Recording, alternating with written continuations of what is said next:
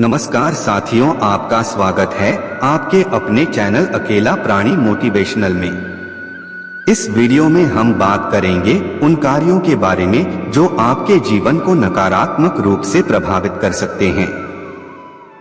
हम अक्सर ऐसे लोगों को देखते हैं जो अपने लक्ष्यों को प्राप्त करने में असफल रहते हैं और यह उनके जीवन में नकारात्मक प्रभाव डालता है और इससे उनकी खुशियां भी प्रभावित होती हैं। हम इस वीडियो में उन आदतों पर नजर डालेंगे जो आपके जीवन को नकारात्मक रूप से प्रभावित कर सकती हैं। आपके द्वारा किए गए छोटे छोटे बदलावों से आप अपने जीवन में सकारात्मक बदलाव ला सकते हैं। आपके व्यवहार और आदतें आपके मानसिकता और स्वास्थ्य पर सीधा प्रभाव डालती हैं। अगर आप इन आदतों से अवगत नहीं हैं, तो आपके लिए अपने जीवन में बदलाव लाना मुश्किल हो जाएगा।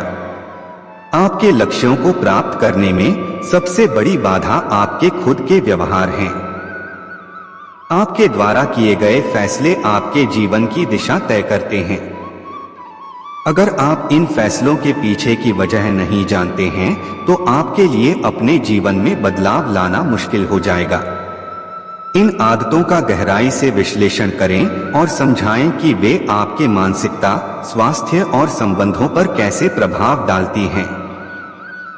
जब आप इन आदतों से अवगत हो जाते हैं, तो आप अपने जीवन में बदलाव ला सकते हैं। इन आदतों का आपके मानसिकता पर सीधा प्रभाव पड़ता है और इससे आपके स्वास्थ्य पर भी प्रभाव पड़ता है। अगर आप इन आदतों से नहीं निपट पाते हैं, तो आपके लिए अपने जीवन में बदलाव लाना मुश्किल हो जाएगा। इन आदतों का आपके संबंधों पर सीधा प्रभाव पड़ता है और इससे आपके जीवन में नकारात्मक प्रभाव पड़ता है। अगर आप इन आदतों से नहीं निपट पाते हैं, तो आपके लिए अपने जीवन में बदलाव लाना मुश्किल हो जाएगा। आपके व्यवहार और आदतें आपके जीवन में नकारात्मक प्रभाव डालती हैं और इससे आपके लक्ष्यों को प्राप्त करना मुश्किल हो जाता है। अगर आप इन आदतों से अवगत नहीं हैं, तो आपके लिए अपने जीवन में बदलाव लाना मुश्किल हो जाएगा। यहाँ हम उन सबसे महत्वपूर्ण बिंदुओं पर ध्यान केंद्रित करेंगे जो आपको अपने जीवन में बदलाव लाने के लिए प्रेरित कर सकते हैं। आपके द्वारा किए गए छोटे छोटे बदलावों से आप अपने जीवन में सकारात्मक बदलाव ला सकते हैं। आपके जीवन में सकारात्मक बदलाव लाने के लिए आपको अपने व्यवहार और आदतों पर नजर रखना होगा। अगर आप इन आदतों से अवगत नहीं हैं, तो आपके लिए अपने जीवन में बदलाव लाना मुश्किल हो जाएगा। आपके जीवन में नकारात्मक प्रभाव डालने वाली आदतों से बचने के लिए आपको अपने मानसिकता और स्वास्थ्य पर नजर रखना होगा। अगर आप इन आदतों से नहीं निपट पाते हैं, तो आपके लिए अपने जीवन में बदलाव लाना मुश्किल हो जाएगा। आपके जीवन में सकारात्मक बदलाव लाने के लिए आपको अपने संबंधों पर नजर रखना होगा। अगर आप इन आदतों से अवगत नहीं हैं, तो आपके लिए अपने जीवन में बदलाव लाना मुश्किल हो जाएगा। अगर आपको यह वीडियो पसंद आए, तो कृपया कमेंट करें और हमारे चैनल को सब्सक्राइब करें और अगले वीडियो में देखें कि कैसे आप सकारात्मक बदलाव ला सकते हैं। तो चलिए वीडियो प्रारंभ करते हैं। क्या आप जानते हैं कि जीवन में कुछ दोष ऐसे होते हैं जो व्यक्ति को धीरे धीरे विनाश के गर्त में धकेल देते हैं? ये दोष दिखने में साधारण लग सकते हैं, लेकिन अगर एक बार भीतर प्रवेश कर गए तो शांति, समृद्धि और ऐश्वर्य को खत्म करने में देर नहीं लगती। शास्त्रों में बताया गया है कि ये दोष न केवल पुण्य को नष्ट करते हैं, बल्कि जीवन में अंधकार, संघर्ष और कष्टों का कारण भी बनते हैं। तो क्या आप इन दोषों से बचना चाहते हैं? अगर हाँ, तो इस वीडियो को अंत तक जरूर देखें, क्योंकि आज हम आपको बताएंगे उन 13 घातक दोषों के बारे में जो जीवन में सबसे बड़े संकट का कारण बन सकते हैं। दोस्तों, जीवन में कुछ दोष ऐसे होते हैं जो एक बार किसी के भीतर आ जाए तो फिर सुख, शांति और ऐश्वर्य का वहां टिकना असंभव हो जाता है। यह दोष धीरे धीरे व्यक्ति को अंधकार और विनाश के मार्ग पर ले जाते हैं। यह कोई साधारण बातें नहीं हैं, बल्कि ऐसे घातक दोष हैं जो जीवन को पतन की ओर धकेल देते हैं। इन दोषों का प्रभाव इतना प्रबल होता है कि चाहे व्यक्ति कितना ही पुण्य अर्जित कर ले, अगर इनमें से एक भी दोष भीतर टिक गया तो समस्त पुण्य भी नष्ट होने में देर नहीं लगती। शास्त्रों में वर्णित है कि इन दोषों को 2 भागों में विभाजित किया गया है। पहले श्लोक में 6 दोष और दूसरे श्लोक में 7 दोष। पहला दोष है अपनी बड़ाई करना, अहंकार। जो व्यक्ति अपने मुख से अपनी प्रशंसा करता है वह धीरे धीरे अपने ही पतन का मार्ग प्रशस्त करता है। यह दोष किसी साधारण व्यक्ति का नहीं बल्कि धर्मानिष्ठ और पुण्यशाली व्यक्ति का भी पतन कर सकता है। इसलिए इसे अपने हृदय में गहरे अंकित कर लें। स्वयं की प्रशंसा करना स्वयं के पुण्यों को समाप्त करने जैसा है। अब ध्यान से सुने, क्योंकि यह जीवन बदलने वाला सत्य है। जो इन दोषों से बचा वह जीवन में सफल हुआ और जो इन दोषों का शिकार हुआ वह दुर्गति की राह पर चला गया। जिस प्रकार एक मंदिर को पवित्र रखने के लिए उसमें अपवित्र चीजों का प्रवेश रोका जाता है, उसी प्रकार एक उपासक को अपने हृदय और मन को इन दोषों से बचाना चाहिए। ध्यान रखें, जो व्यक्ति साधना और उपासना के मार्ग पर हैं, उनके लिए यह दोष अग्नि के समान है। अगर इनका स्पर्श भी हुआ तो पुण्य कर्मों की गठरी जलकर राख हो जाएगी। और जो लोग संसार के मार्ग पर हैं, जो भौतिक सुखों और ऐश्वर्य की खोज में लगे हैं, अगर वे इन दोषों का शिकार हो गए तो समझ लीजिए कि उनका सब कुछ नष्ट होने वाला है। जो थोड़ा बहुत ऐश्वर्य और पुण्य कर्मों का फल उन्हें मिल भी रहा था वह भी धीरे धीरे समाप्त हो जाएगा। ऐसे लोग चिंता, दुख और अशांति के अंधकार में डूब जाते हैं। सोचिए, कोई व्यक्ति सोने की खदान के पास बैठा हो लेकिन उसके पास खुदाई का औजार ना हो तो वह सोना निकाल पाएगा क्या? ठीक वैसे ही अगर कोई पुण्य करता है लेकिन भीतर यह दोष आ गए तो पुण्य का कोई लाभ नहीं मिलेगा। आखिरकार जीवन दुर्गति की ओर चला जाएगा और अंत में पछताने के सिवा कुछ नहीं बचेगा। यह बात आपके जीवन को सुधार सकती है या बिगाड़ सकती है। जो व्यक्ति स्वयं अपनी बड़ाई करता है उसका पुण्य नष्ट हो जाता है और धीरे धीरे उसकी बुद्धि भी भ्रष्ट हो जाती है। शास्त्रों में इसे एक गहरी मानसिक दुर्बलता बताया गया है जो व्यक्ति को सत्य से दूर और अहंकार में अंधा बना देती है। याद रखें, अगर आपने अपने मुख से अपनी प्रशंसा की तो समझिए कि आपने अपने हाथों से अपनी किस्मत की नाव में छेद कर दिया। इसलिए इस दोष से बचें और विनम्रता को अपनाएं। भगवत गीता में कहा गया है, जो व्यक्ति अहंकार और आत्म प्रशंसा में डूब जाता है वह सत्य को देख नहीं पाता और उसकी बुद्धि भ्रष्ट हो जाती है। स्वयं की प्रशंसा करना विनाश की जड़ है। कभी भी अपने मुख से अपनी प्रशंसा मत करें, क्योंकि जो सत्य में महान होता है उसकी प्रशंसा स्वयं संसार करता है। अगर किसी को यह दोष लग गया तो उसके पुण्य भी समाप्त हो जाते हैं और बुद्धि इतनी गिर जाती है कि वह निर्णय करने योग्य नहीं रहता। ऐसा व्यक्ति जीवन में सही और गलत में अंतर करना भी भूल जाता है। सोचिए, अगर रथ का सारथी ही अयोग्य हो तो वह रथ को खाई में गिरा देगा। ठीक वैसे ही अगर हमारी बुद्धि भ्रष्ट हो जाए तो हम भी जीवन के सही मार्ग से गिर सकते हैं। इसलिए संतों का संग करें, आत्ममुग्धता से बचें और विनम्रता के मार्ग पर चलें। दूसरा है लोलुपता, लालच। शास्त्रों में कहा गया है, जो धन, धर्म और परिश्रम से अर्जित होता है वही स्थायी होता है। दूसरा दोष है लोलुपता, यानी लालच इंसान को अंधा बना देता है। जो व्यक्ति धर्म के मार्ग पर चलता है वह जितना भी धन अर्जित करता है वह संतोष, सुख और शांति लाता है।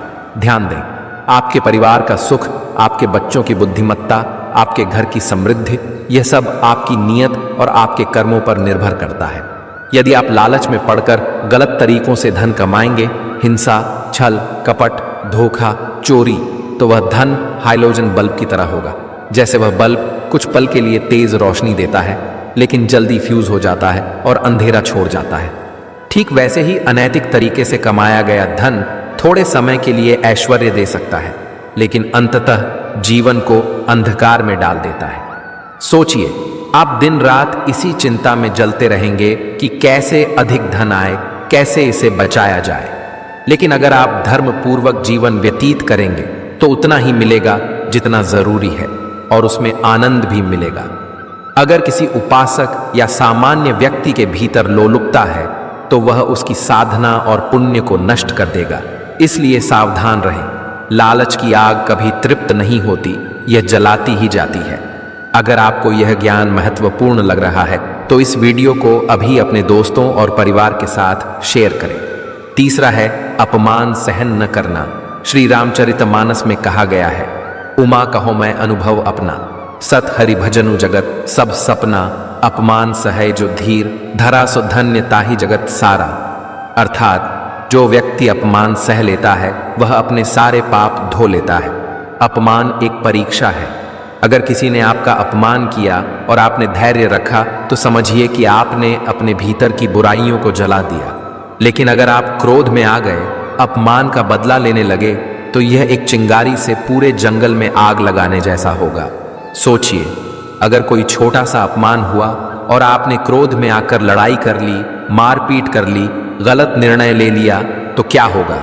आपका ध्यान भटक जाएगा, आपका अर्थव्यवस्था नष्ट होगी, आपका परिवार दुखी होगा और अंततः आप स्वयं अपना जीवन बर्बाद कर लेंगे।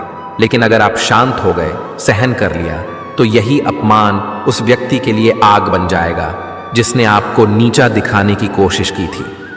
बड़ी सोच रखने वाले अपमान को अनदेखा कर देते हैं क्योंकि उन्हें पता होता है कि समय स्वयं न्याय करता है।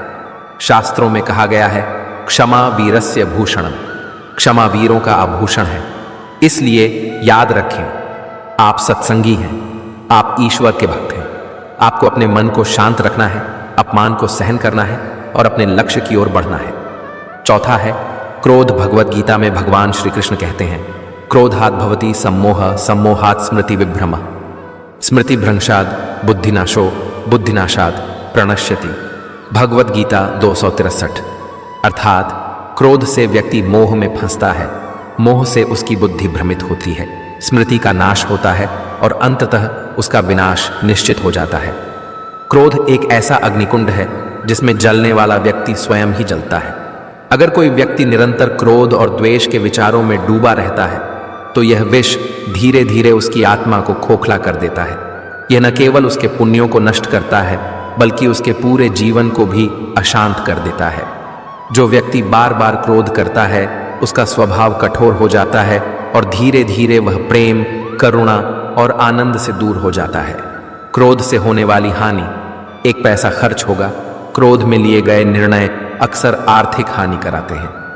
2 रिश्ते टूटेंगे, क्रोध में कही गई बातें रिश्तों में दरार डाल देती हैं। 3 शांति भंग होगी। जो मन क्रोधित रहता है उसे शांति कभी नहीं मिलती। 4 भजन पूजन नष्ट होगा। भगवान का स्मरण और क्रोध एक साथ नहीं टिक सकते। 5 अशांति और दुर्गति होगी। अंततः जीवन दुख, पछतावे और विनाश में बदल जाएगा। याद रखें, क्रोध का उत्तर क्रोध नहीं बल्कि शांति है।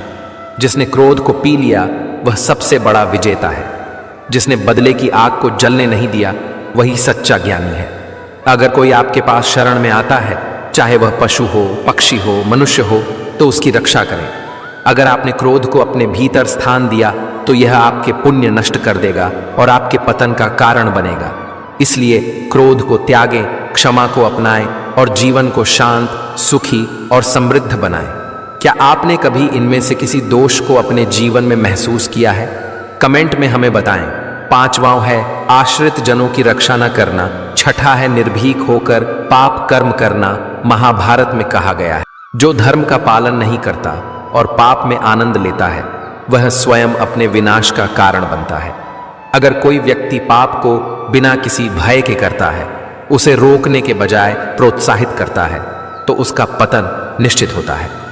ध्यान दें, यदि किसी के मन में पाप का संकल्प बार बार आ रहा है तो समझ लीजिए कि वह व्यक्ति धीरे धीरे अपने पुण्यों को जलाने लगा है। पाप कर्म का प्रभाव एक पहले संकल्प जन्म लेता है। मन में विचार आता है कि यह पाप करना चाहिए, फिर क्रिया बनती है, व्यक्ति उस कार्य को करने लगता है।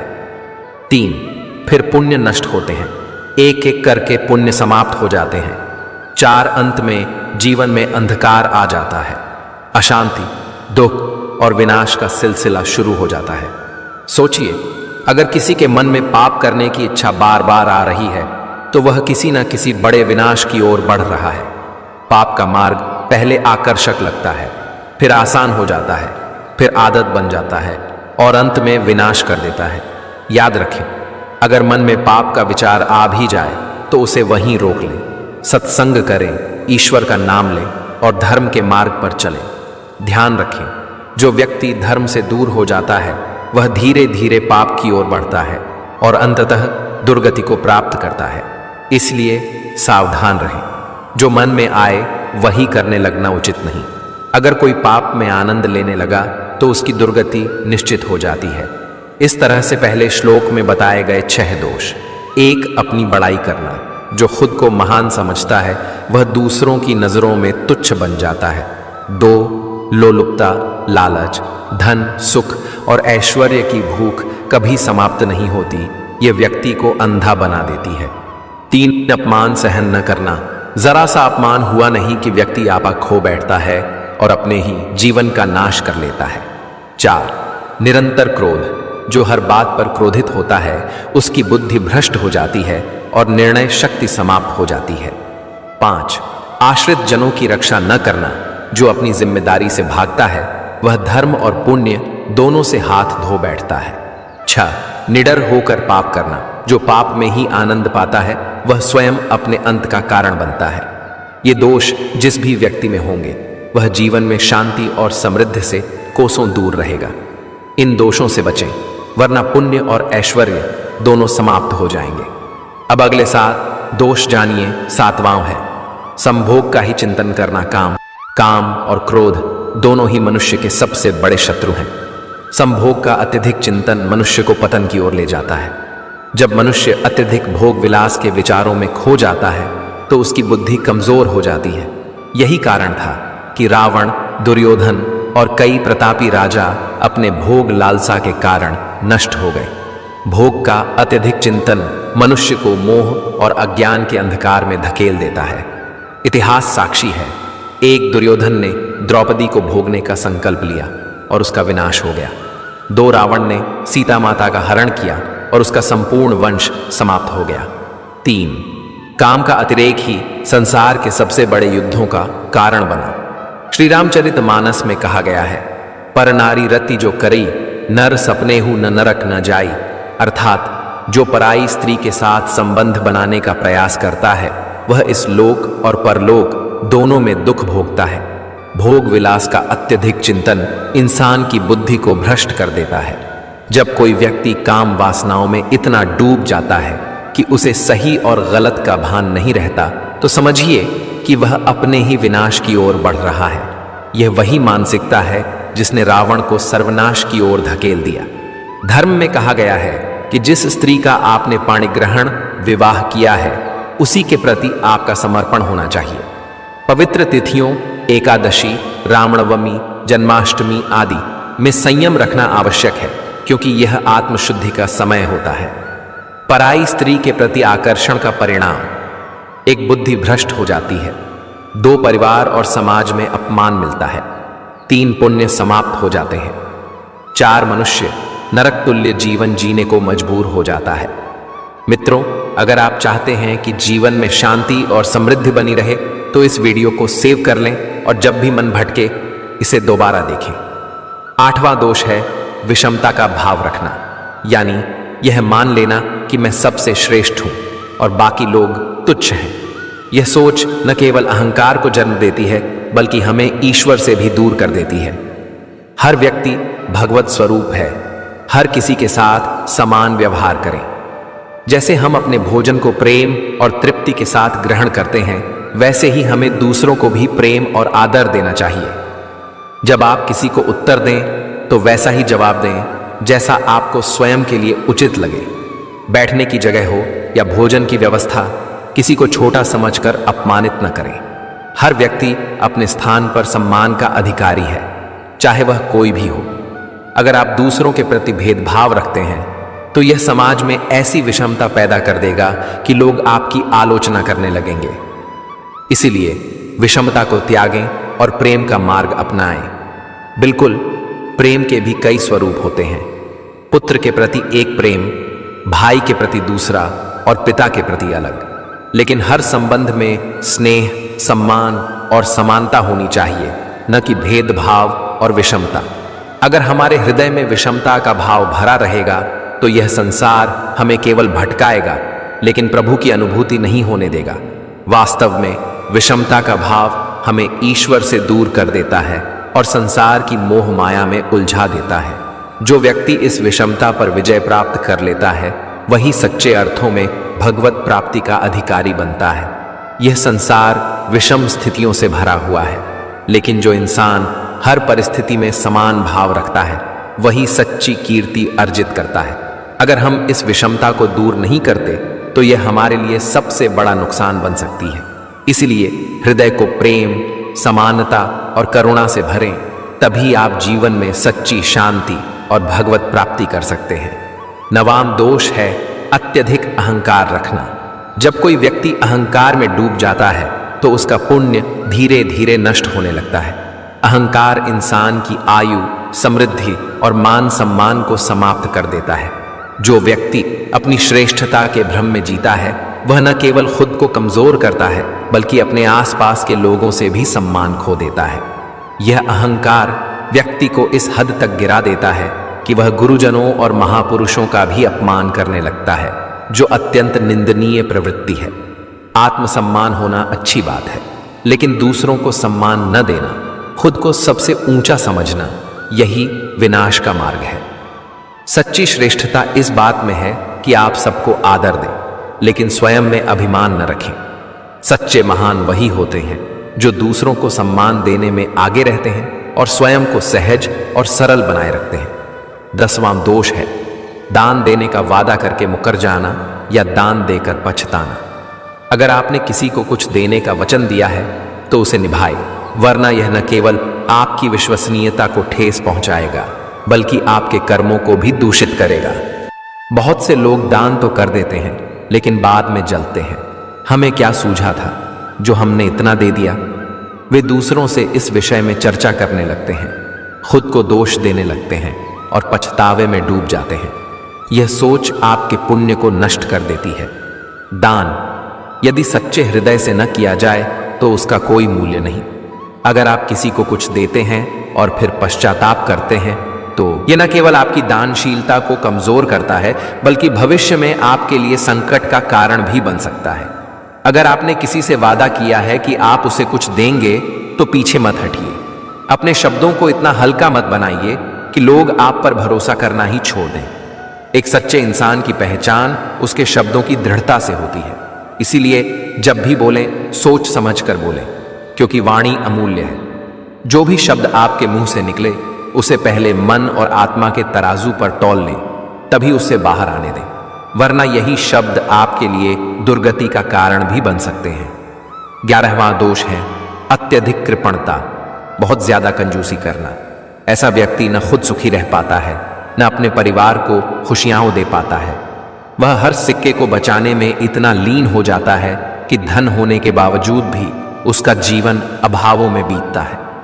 लेकिन क्या धन का यही उद्देश्य है? धन का असली सार यही है कि इसे सही दिशा में खर्च किया जाए, अपने परिवार की आवश्यकताओं को पूरा करने के लिए, जरूरतमंदों की मदद करने के लिए।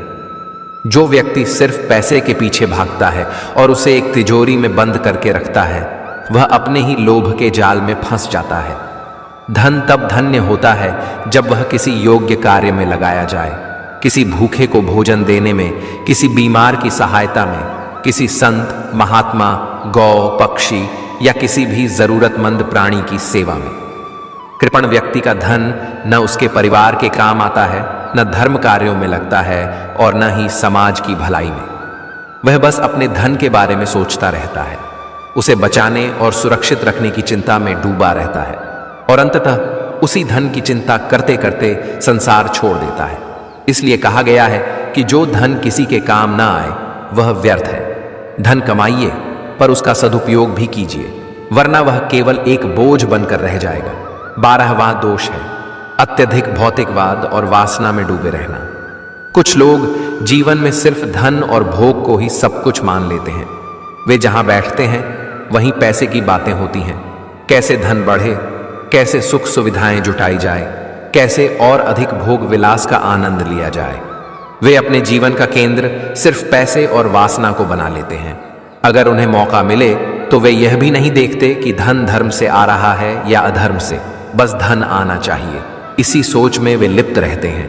ऐसे व्यक्ति के लिए धर्म कोई मायने नहीं रखता, क्योंकि उनके विचारों में सिर्फ पैसा और भोग ही रहता है। लेकिन याद रखें, अगर जीवन का लक्ष्य केवल भोग और धन कमाना बन गया तो यह अंततः विनाशकारी सिद्ध होगा। धर्म, अर्थ, काम और मोक्ष, इनका संतुलन होना चाहिए।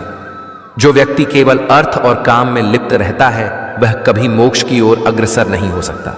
इसलिए धन और सुख सुविधाओं का मोह पालने की बजाय जीवन के वास्तविक लक्ष्य को समझें और धर्म को आधार बनाकर आगे बढ़ें, तभी जीवन सफल होगा। 13वां दोष है बालक, स्त्री, पागल और असहाय की रक्षा न करना। जो व्यक्ति कमजोरों की रक्षा नहीं करता बल्कि उनका शोषण करता है, उसकी दुर्गति निश्चित होती है। स्त्री, बालक, असहाय, विक्षिप्त और निर्बल प्राणियों की रक्षा करना हर व्यक्ति का कर्तव्य है। अगर आपकी पत्नी स्वभाव से क्रोधी है, कटु वचन बोलती है, तो यह आपका प्रारब्ध है। इसी तरह अगर आपका पति कठोर स्वभाव का है तो यह भी प्रारब्ध का ही हिस्सा है। संयम और धैर्य से अपने रिश्तों का निर्वाह करें, तभी जीवन में शांति मिलेगी। अगर आप झगड़े, मारपीट और हिंसा का मार्ग अपनाते हैं तो न केवल आपका कर्म बिगड़ जाएगा बल्कि जीवन भी कलह से भर जाएगा। बच्चों को सही और गलत का ज्ञान नहीं होता। वे नहीं समझ सकते कि कोई उनके साथ अच्छा व्यवहार कर रहा है या बुरा। आपका कर्तव्य है उनकी रक्षा करना, न कि उनका शोषण करना। स्त्री, बालक, विक्षिप्त, असहाय या बूढ़े व्यक्ति के साथ दया और सहानुभूति से व्यवहार करें। अगर कोई विक्षिप्त व्यक्ति आपको गाली भी दे दे तो भी आपको उस पर क्रोध नहीं करना चाहिए। धैर्य और करुणा से उनकी सेवा करना ही आपका धर्म है। बुजुर्गों का सम्मान करना हमारा परम कर्तव्य है।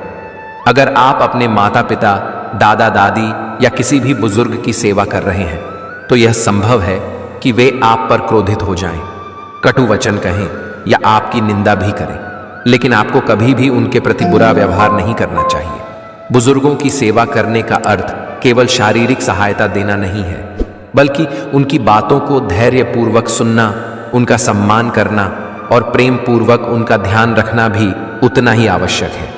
अगर आप इन दोषों को अपना लेते हैं, बड़ों का अपमान करना, उनकी सेवा न करना, कमजोरों का शोषण करना, तो न इस लोक में आपको शांति मिलेगी और न परलोक में। इसलिए बार बार आत्मनिरीक्षण करें, देखें कि कहीं आप भी इन दोषों के शिकार तो नहीं हो रहे। अगर हैं तो सत्संग, भजन, प्रार्थना और भगवत स्मरण के माध्यम से इन दोषों को त्याग दें, तभी आपका जीवन मंगलमय और सुखद हो सकता है। अब आपको यह समझ में आ गया होगा कि ये 13 दोष कैसे हमारे जीवन को प्रभावित करते हैं। इन दोषों से बचना ही सच्ची साधना है, यही सच्चा धर्म है। अगर आप सच में अपने जीवन को सकारात्मक बदलाव की ओर ले जाना चाहते हैं तो इस वीडियो को जितना हो सके फैलाएं, ताकि अधिक से अधिक लोग इन दोषों से मुक्त हो सकें। कमेंट में लिखें, मैं इन दोषों से मुक्त होने का संकल्प लेता हूं। अगर आप चाहते हैं कि ऐसे और भी आध्यात्मिक और ज्ञानवर्धक वीडियो आपके पास सबसे पहले पहुंचे तो चैनल को सब्सक्राइब करें और घंटी का बटन दबाएं। ध्यान रखें, शास्त्रों में कहा गया है, जो व्यक्ति दोषों से बच गया वही जीवन में सफलता और आनंद प्राप्त करता है। धर्म के मार्ग पर चलें, सत्संग करें और भगवत स्मरण में लीन रहें। आप अपनी जिंदगी के मकसद को अपनी जरूरत बना लो, फिर देखना वह मकसद आपसे ज्यादा दूर नहीं होगा। जिंदगी में जब कभी गड़बड़ होती है तभी पता चलता है हम कौन हैं। जब सब कुछ सही चल रहा हो तो हर कोई शानदार होने का दिखावा कर सकता है। संसार में ज्यादातर लोग सही में व्यस्त नहीं होते हैं, वे बस चिंता में खोए रहते हैं और यही चीज थकाने वाली होती है। एक बार जब आपका मन पूर्ण रूप से स्थिर हो जाता है तब आपकी बुद्धि मानवीय सीमाओं को पार कर जाती है। आपका दिमाग एक शक्तिशाली साधन है। आपका हर एक विचार, हर एक भावना आपके शरीर को पूरी तरह से प्रभावित करती है। किसी भी कार्य को पूरा करने की समय सीमा होनी चाहिए और वही कार्य करना चाहिए जिसे करने में आनंद आता हो। धन और सत्ता मेरे लिए प्रमुख सिद्धांत नहीं हो सकते हैं। अगर आप गरीब पैदा हुए हैं तो इसमें आपकी बिल्कुल गलती नहीं है, लेकिन अगर आप गरीब ही मर जाते हैं तो फिर इसमें पूरी गलती आपकी है। जिस तरह से एक नदी अपने भाव से नवीन दिशाओं में भी अपनी राह बना लेती है, उसी तरह एक इंसान को भी मेहनत के बल पर नए क्षेत्र में अपनी पहचान बनाने की कोशिश करनी चाहिए। विश्वास एक ऐसी शक्ति है जिससे उजड़ी हुई दुनिया में फिर से प्रकाश लाया जा सकता है। कभी भी घमंड या अहंकार में अपना सिर ऊंचा न उठाएं, क्योंकि स्वर्ण पदक विजेता भी तभी पदक पाता है जब वह अपना सर झुकाता है। हर कोई कहता है गलती सफलता का पहला कदम होती है, लेकिन मैं मानता हूं कि गलती को सुधारना ही सफलता का पहला कदम है। आपका लक्ष्य चाहे कितना भी कठिन क्यों ना हो, अगर एक बार ठान लिया तो पीछे मुड़कर मत देखना, क्योंकि भाग्य भी हमेशा साहसी लोगों का ही साथ देता है। दूसरों के प्रति गहरा सम्मान रखने का पहला कदम स्वयं का सम्मान करना है। आत्मविश्वास यह जानना है कि आप कौन हैं और इसे किसी के भी कहने पर नहीं बदलना है, क्योंकि किसी की वास्तविकता का संस्करण आपकी वास्तविकता नहीं है। आत्मसम्मान को खोकर अगर कुछ मिल भी जाता है तो उसका मोल न के बराबर हो जाता है। अभिमानी और स्वाभिमानी में केवल इतना सा ही फर्क है कि स्वाभिमानी व्यक्ति कभी किसी से कुछ मांगता नहीं है और अभिमानी व्यक्ति कभी किसी को कुछ देता नहीं है। दूसरों के भरोसे जिंदगी जीने वाले लोग हमेशा दुखी रहते हैं। इसीलिए अगर हम जीवन में सुखी होना चाहते हैं तो हमें आत्मनिर्भर बनने की कोशिश करनी चाहिए। जिंदगी को बदलने के लिए वक्त नहीं है, पर वक्त को बदलने के लिए जिंदगी लग जाती है। दुनिया की ज्यादातर महत्वपूर्ण चीजें उन लोगों द्वारा प्राप्त की गई हैं जो कोई भी उम्मीद नहीं होने के बावजूद भी हमेशा अपने प्रयास में लगे रहते हैं। आप सिर्फ अच्छे काम करते रहिए, क्योंकि चाहे लोग तारीफ करें या न करें, आधी से ज्यादा दुनिया सोती रहती है, तब भी सूरज निकलता है। मौन किसी इंसान की कमजोरी नहीं, उसका बड़प्पन होता है। वरना जिसको सहना आता है उसको कहना भी आता है। समस्याएं उतनी भी ताकतवर नहीं होती हैं जितना हम उन्हें मान लेते हैं। ज्यादातर लोग आसानी से मिली हुई चीजों की कद्र नहीं करते और फिर बाद में खो देते हैं। किसी का अपमान करना आपका स्वभाव बताता है कि आप कैसे हैं, पर किसी का सम्मान करना आपके संस्कार बताते हैं कि आप कैसे हैं। अभिमानी व्यक्ति सभी की तुलना में खुद को बड़ा समझता है और स्वाभिमानी व्यक्ति सबको बराबर समझता है। आत्मसम्मान जिनका होता है वह अपना काम स्वयं करते हैं, किसी के ऊपर निर्भर नहीं होते। लोगों को उतना ही बोलो जितना सुन सको। मेहनत तो तुम्हारी छाप है जो बंद भविष्य के दरवाजे भी खोल देती है। किसी दौड़ के लिए दौड़ना जरूरी नहीं है। छोटे छोटे कदम महत्वपूर्ण हैं, क्योंकि छोटे छोटे कदमों से ही दौड़ पूरी हो जाती है। इसी तरह छोटे छोटे स्टेप्स से हम भी अपने जीवन में बड़े बदलाव और उपलब्धि हासिल कर सकते हैं। उम्र थका नहीं सकती, ठोकरें गिरा नहीं सकती। अगर जीत हो जीतने की तो परिस्थितियां भी हरा नहीं सकती। न थके हैं पैर अभी, न हारी है हिम्मत। हौसला है कुछ बड़ा करने का, इसलिए अभी भी सफर जारी है। नजरअंदाज करना सीख गया, खुद पर विश्वास करना सीख गया। एक ना एक दिन सफल हो ही जाऊंगा, इसलिए लोगों की बातों को बर्दाश्त करना सीख गया। अपने संघर्ष को अपना जुनून बना लो, जब तक वह तुम्हारी कहानी ना लिख दे। बस आप लगातार अपने मंजिल की ओर चलते रहिए, रास्ते आपको मिल ही जाएंगे। बुरा वक्त एक ऐसी तिजोरी है जहां से सफलता के हथियार मिलते हैं। कामयाबी सुबह के जैसी होती है, मांगने पर नहीं, जागने पर मिलती है। अगर सफल होने का मेरा संकल्प काफी मजबूत है तो सफलता मुझे कभी नहीं छोड़ेगी। जिस दिन आपने यह सीख लिया कि सीखते कैसे हैं, फिर आप कुछ भी जीत सकते हैं। यूं जमीन पर बैठ क्यों आसमान देखता है, खोल पंखों को, यह जमाना उड़ान देखता है। परेशान नहीं होता लोगों की बातों से, क्योंकि मैं जानता हूं कुछ लोग सिर्फ बकवास करने के लिए पैदा होते हैं। सोचने से कहाँ मिलते हैं तमन्नाओं के शहर। चलना भी जरूरी है मंजिल को पाने के लिए। अगर जिंदगी में कुछ पाना हो तो तरीके बदलो, इरादे नहीं। सफल होने के लिए असफल होना बहुत जरूरी है। जिद अगर जितने की हो तो हारना नामुमकिन सा हो जाता है। खुद पर भरोसा करने का हुनर सीख लो। सहारे कितने भी सच्चे हों, एक दिन साथ छोड़ ही जाते हैं। मंजिल उन्हीं को मिलती है जिनके सपनों में जान होती है। पंखों से कुछ नहीं होता, हौसलों से उड़ान होती है।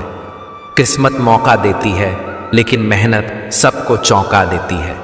तीर को भी आगे छोड़ने से पहले पीछे खींचना पड़ता है। उसी तरह अच्छे दिनों के लिए बुरे दिनों से लड़ना पड़ता है। कोई भी काम तब तक ही असंभव लगता है जब तक उसे किया नहीं जाता। मंजिल क्या है, रास्ता क्या है, हौसला हो तो फासला क्या है। क्या फर्क पड़ता है लोग तुम्हारे बारे में क्या सोचते हैं। तुम्हें यह निश्चित करना ही होगा कि लोग तुम्हारा भाग्य किसी की सोच से लिखेंगे या तुम अपना भाग्य खुद लिखोगे। लाखों ठोकर के बाद भी संभलता रहूंगा, गिरकर फिर से उठूंगा और चलता रहूंगा। जिंदगी को खुश रहकर जियो, क्योंकि रोज शाम सिर्फ सूरज नहीं ढलता, आपकी अनमोल जिंदगी भी ढलती है। जरूरी नहीं कि मिठाई खिलाकर ही दूसरों का मुंह मीठा करें। आप मीठा बोलकर भी लोगों को खुशियां दे सकते हैं। उदासियों की वजह तो बहुत है जिंदगी में, पर बेवजह खुश रहने का मजा कुछ और है। लोगों को हमेशा छोटी छोटी चीजों में खुशियां ढूंढनी चाहिए।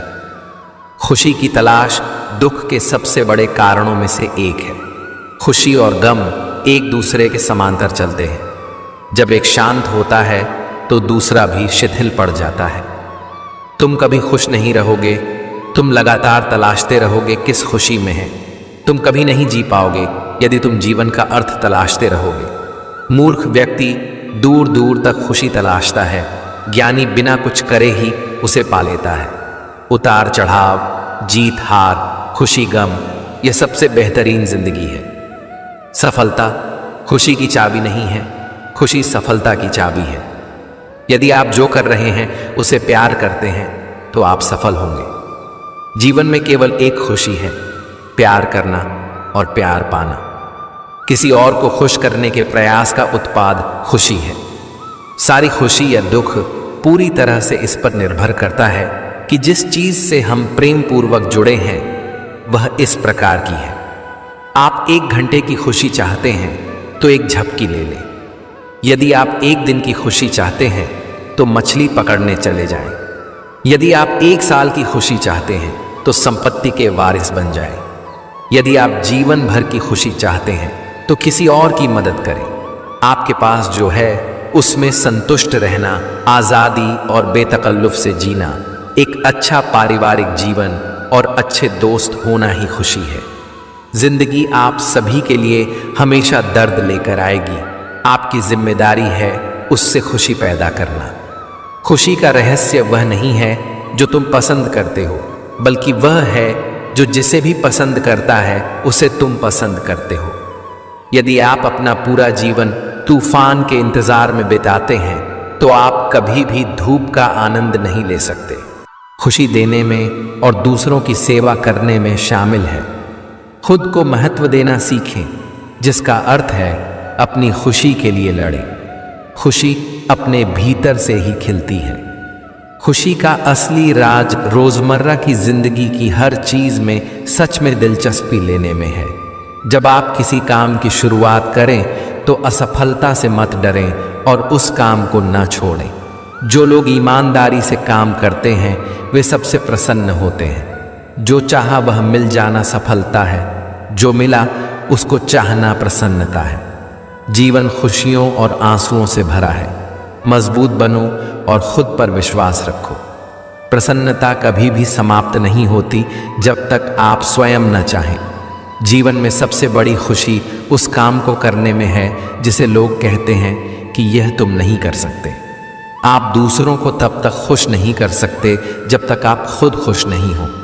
अपने साथियों द्वारा प्यार किए जाने और यह महसूस किए जाने कि आपका होना उनके सुख में इजाफा करता है, इससे बढ़कर कोई और खुशी नहीं होती। खुशी वह उत्साह है जिसे शांत हो जाने की एक जगह मिल गई है, लेकिन वहाँ हमेशा एक छोटा कोना होता है जो लगातार फड़फड़ाता रहता है। लोग कहते हैं कि पैसा खुशियों की चाबी नहीं है, पर मैंने हमेशा पाया है कि यदि आपके पास पैसा है तो आप एक चाबी बनवा सकते हैं। पैसा आपके लिए खुशियां नहीं खरीद सकता, लेकिन वह दुख को कुछ सुखद रूप में अनुभव करवा सकता है। यदि आपकी खुशी इस बात पर निर्भर करती है कि कोई और क्या करता है, तो मेरा मानना है कि आपको कोई समस्या नहीं है। सफर में कितने भी कांटे हों या कितने भी फूल हों, सबको पार करते हुए बढ़ते रहिए और जीवन जीते रहिए। अगर आज घनघोर अंधेरा है तो जल्द ही सुबह होने वाली है। आज सफर में कांटे हैं तो वह दिन दूर नहीं जब आपके रास्ते में फूल बिखरे मिलेंगे, बशर्ते आपको रुकना नहीं है। धीरे धीरे ही सही, लेकिन आगे बढ़ते रहना है। धैर्य के माध्यम से कई लोग उन परिस्थितियों में भी सफल हो जाते हैं जो कि एक निश्चित असफलता जान पड़ती है। अगर आप उस वक्त मुस्कुरा सकते हो जब तुम पूरी तरह टूट चुके हो, तो यकीन कर लो कि दुनिया में तुम्हें कभी कोई तोड़ नहीं सकता। जिंदगी में अगर गुलाब की तरह खिलना है तो कांटों से तालमेल की कला सीखनी होगी।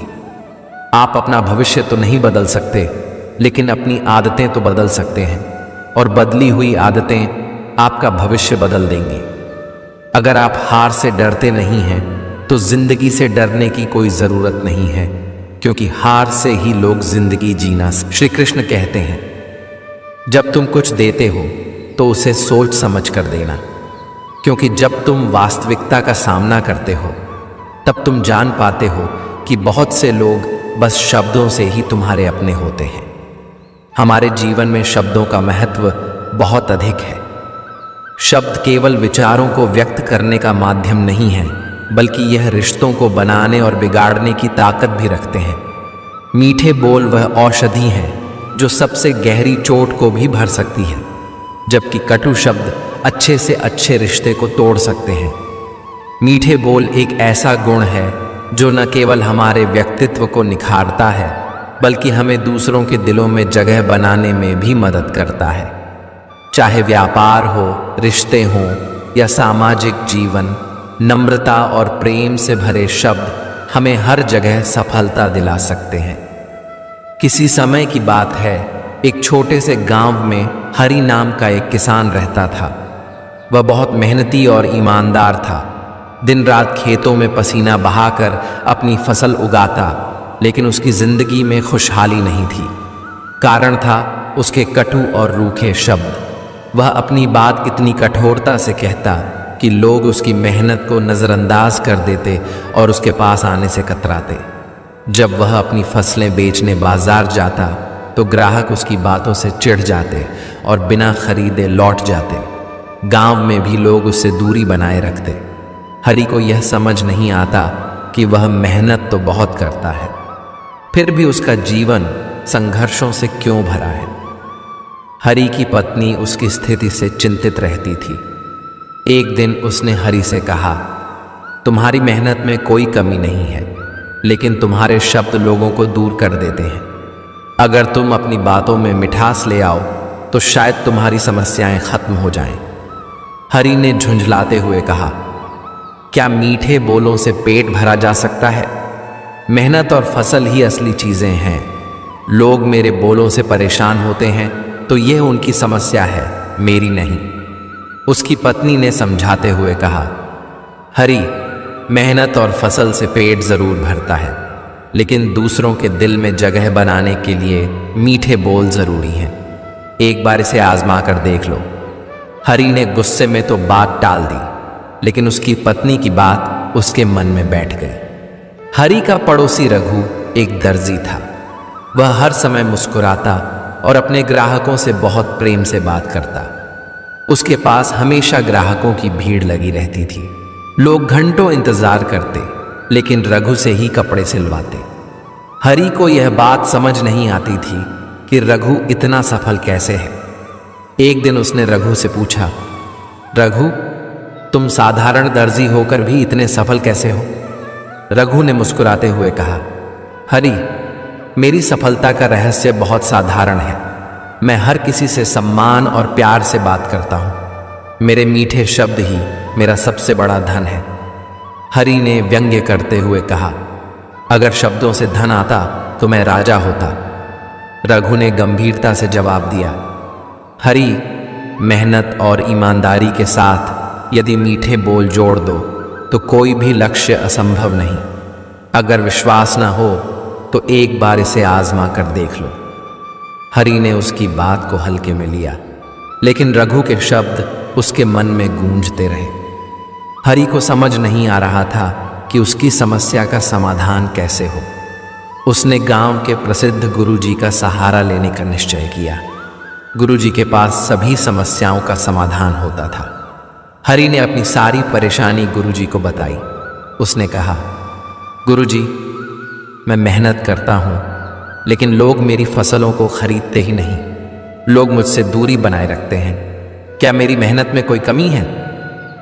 गुरुजी ने ध्यान से हरि की बातें सुनी और बोले, हरि, तुम्हारी मेहनत में कोई कमी नहीं है। समस्या तुम्हारे शब्दों में है। तुम्हारे कटु बोल लोगों को दूर कर देते हैं। मीठे शब्दों की ताकत को समझो, वे तुम्हारी मेहनत को और अधिक मूल्यवान बना सकते हैं।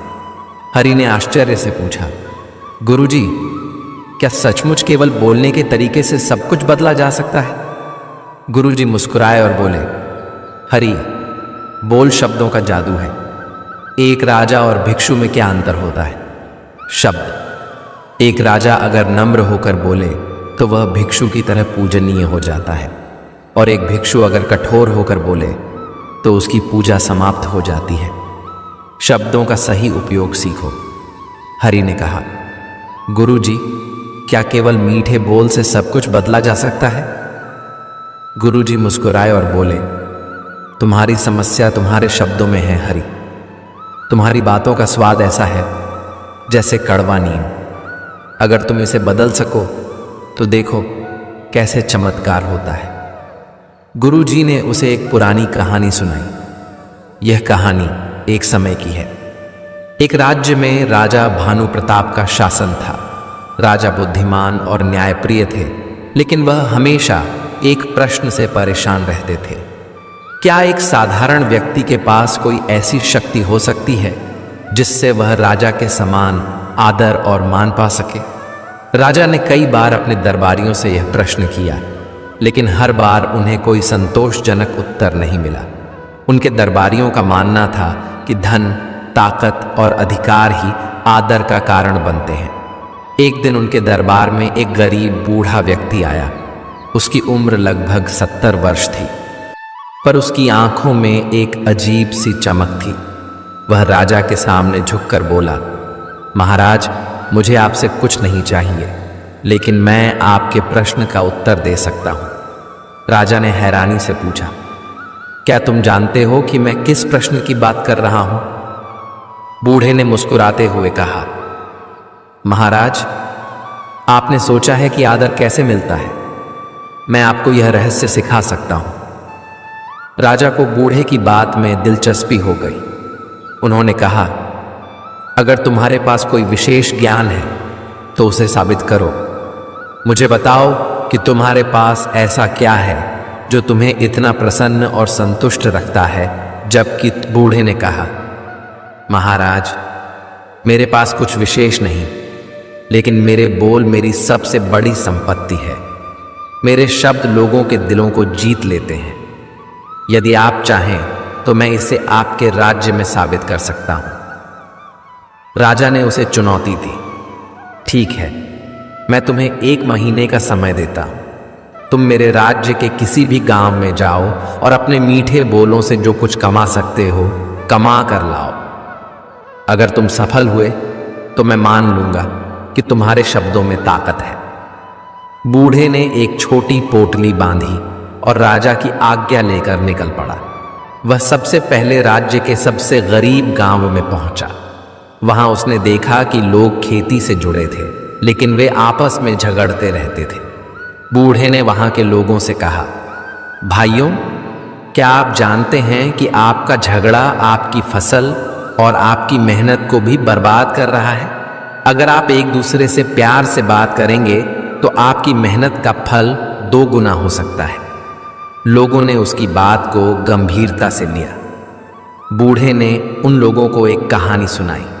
उसने कहा, 2 पड़ोसी किसान राम और मोहन एक ही प्रकार की फसल उगाते थे, लेकिन राम अपनी फसल को अच्छे दामों पर बेचता, जबकि मोहन की फसल अक्सर कम कीमत पर बिकती।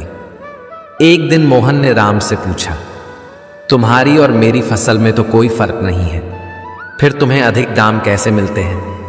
राम ने मुस्कुराते हुए कहा, मैं अपनी फसल के साथ अपने बोल भी बेचता हूं। जब व्यापारी आते हैं तो मैं उनसे सम्मानपूर्वक बात करता हूं।